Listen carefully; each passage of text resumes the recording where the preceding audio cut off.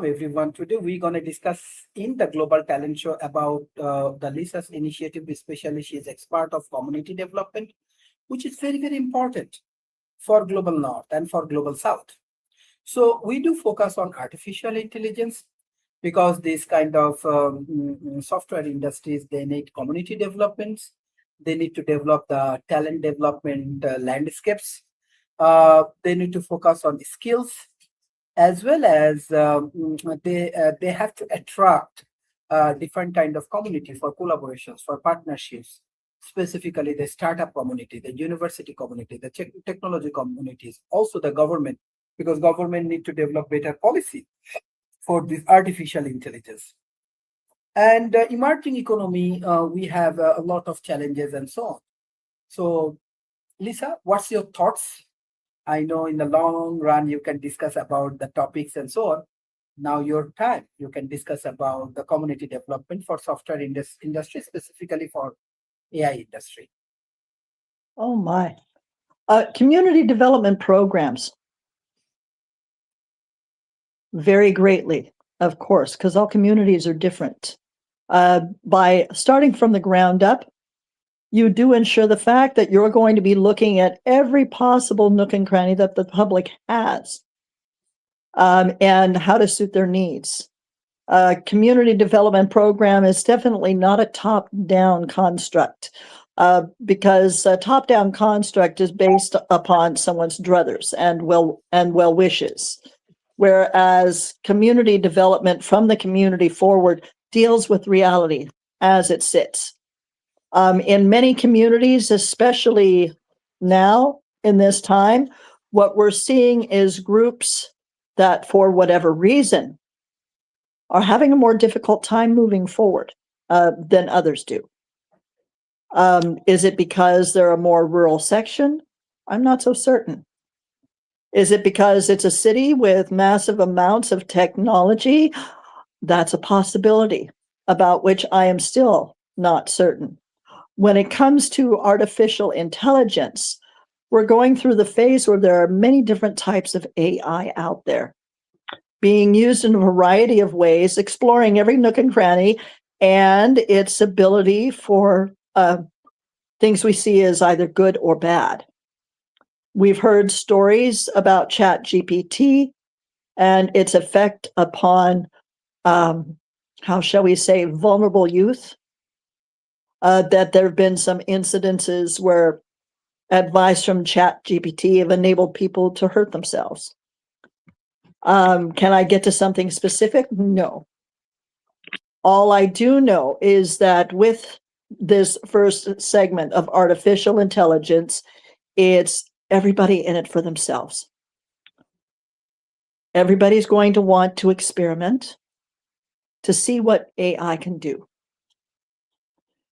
Everybody is going to be wanting to see if they can make AI that is all positive and wonderful for everybody else, or if it simply takes away and can make a lot of money for the people who've put it together. I don't know either.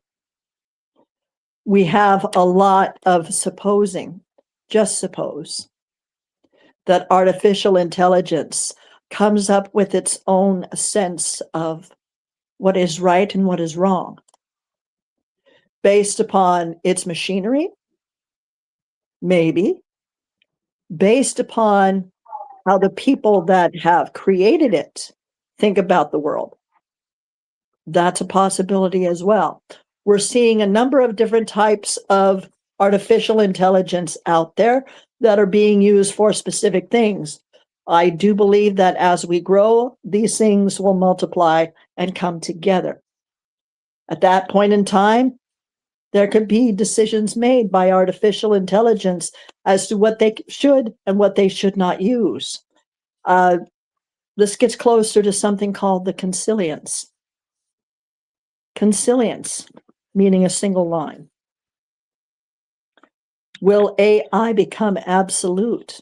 Will it decide that we as human beings are useful, or if we simply get in the way?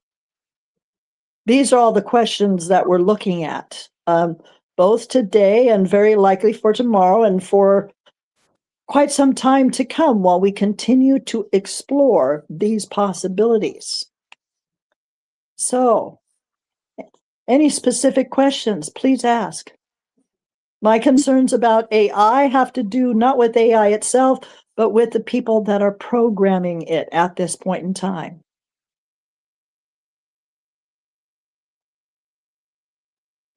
Yeah. So in that situations, like when you work with human, when you work with community developers, and when we are observing there are more advanced artificial intelligence and so on, they are actually involving with these intellectual activities. Do you believe this community, your community development approach, can be affected because of this AI, quantum computing, and so on? What's your thought? Well, with community development, where we're sensitizing charity organizations into the nonprofit collaborative system, which can use the information it has to gain lands, buildings, tools, equipment, services of all kinds, artificial intelligence could very well play a very important role. Taking a look at the hard evidence of what is existing in specific communities and finding the fastest or most efficient method of moving forward so that everyone is comfortable, so that loss of life is kept down to a minimum. There's a great deal of that going on and has been going on for quite some time. As far as how it gets applied in each community, these are what those people who feed the information to artificial intelligence have to take in mind. Now, we all have a sense of right or wrong that we carry with ourselves. Under certain circumstances, it changes because of many things, because of the tools that we're working with, because of the people we're competing against, because of what our desired outcome is. With artificial intelligence, it seems that we can easily get a blueprint from AI about which steps we need to take. But at the same time, what we also have to remember is that artificial intelligence is also learning from the mistakes that we make as well. So moving with artificial intelligence, we're going to be seeing a lot of stories about people losing everything they have, people gaining massive amounts of wealth, people finding complete contentment in doing what they've always wanted to do and never having to worry about the future. I believe artificial intelligence will play a keen role in every single one of these by setting up methods upon human request as to the steps that need to be made for these desired ends. I also believe that as artificial intelligence grows, it's going to run across its other components that are out there.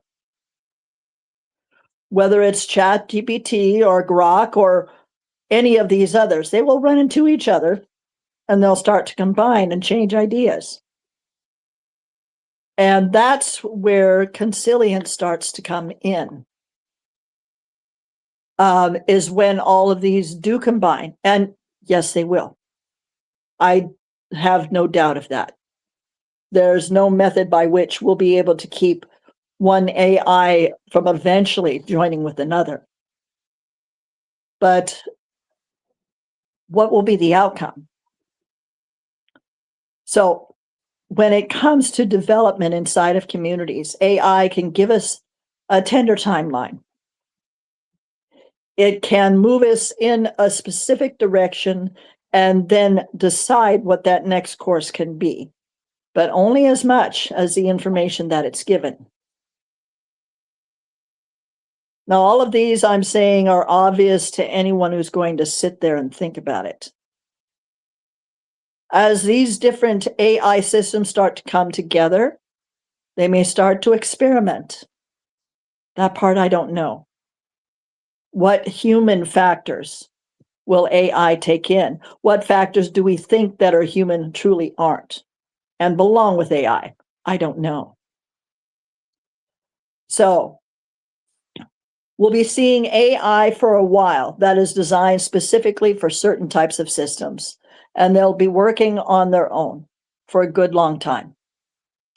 We're also going to be seeing AI joining with other systems for things such as running of cities, efficient water usage, storage, and transfer, better use of resources overall, especially in areas where those resources are hard to come by. As we go forward with the Sustainable Development Goals, mending goals, what we're going to see is a rediscovery of old courses, of things we did hundreds and hundreds of years ago that we can't improve upon at all. So we keep those practices. AI is going to have a hand in that and probably help us to come to that reality much sooner than we would on our own. So, artificial intelligence. Can I say something specific? The most specific thing that I can say about AI is that it is here. Where it goes, it comes down to the great discrepancies from man to man. Thank you. Yeah, thank you. This is very interesting discussions, and we want to know more about your corporations, how it can be beneficiary for South Asia, specifically for Bangladesh, and how we can collaborate, so on. Well, one of those things that you're going to be looking at is a number of possibilities for disasters or issues that you faced in the past. You'll be asking AI to look at possible solutions for that. And of course, this is going to be assisting everybody's committees in finding specific answers that human beings couldn't find on their own. So moving in that direction, say we're speaking with Bangladesh upon the flooding situation that occurs at specific times during the year. How do we keep it down? How do we keep it from the mass destruction that it can often bring? This is something where I have no doubt that AI could find us a number of solutions and find them in good time for us to be able to stem off what the worst possible scenario would be. So right away, using AI to manipulate what we have within our capabilities to reduce damages done by activities of global warming, heavy floods, rains, poisoning of the land and the water. How do we keep that from occurring on high levels? How do we keep people alive and healthy? How do we set it up so that they can thrive without having to build massive underground cities everywhere?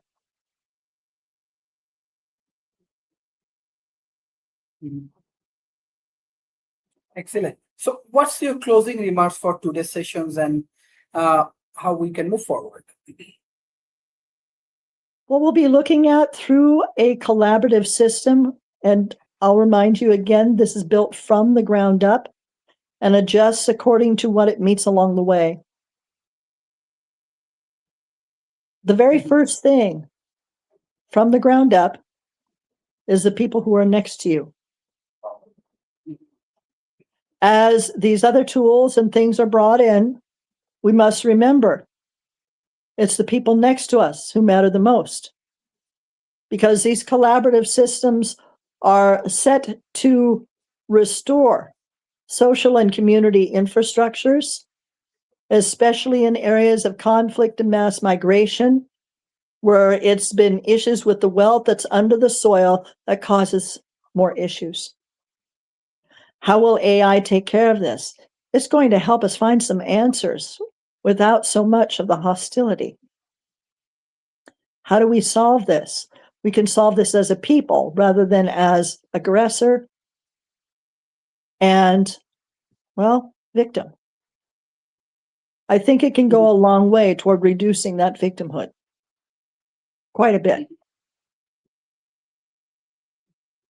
Thank you. Thank you. It's excellent discussions, and we can make a meaningful contributions with our collaborations. I request all of our audience, please share this content with the government agency, corporation, and academia. Thank you, Jenny. We want to organize a conference in between your community and World Talent Economic Forum. So hopefully we can make a very meaningful conference in between World Talent Economic Forum and your community development program. Thank you.